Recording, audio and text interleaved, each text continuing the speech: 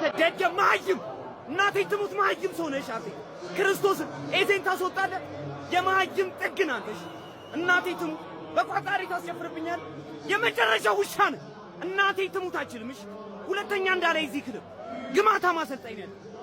መቃጠል ነው እድሜ ልክ መንደድ ነው ያው ሁሉ የነጥብ ልዩነት የነበረን ቲም አሁን በዚህ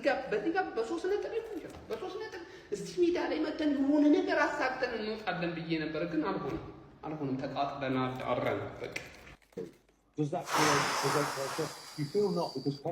አርቴታማ ሱስ ጀምሯል እኔ እኮ እየቆየ ነው ትዝ እያለኝ ያለው አርቴታማ ይጦዛል እንዴ ጆኬሬሽ አሪፍ ላይ ነው አሁን እሱን ማስገባት ይችል ነበር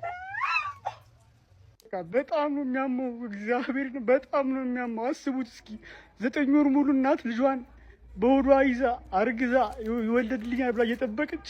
ሲጨናገፍባት ምን ያህል እንዴት እንደሚሰማ አለ አይደል ልክ እንደዛ ነው የተሰማኝ እግዚአብሔርን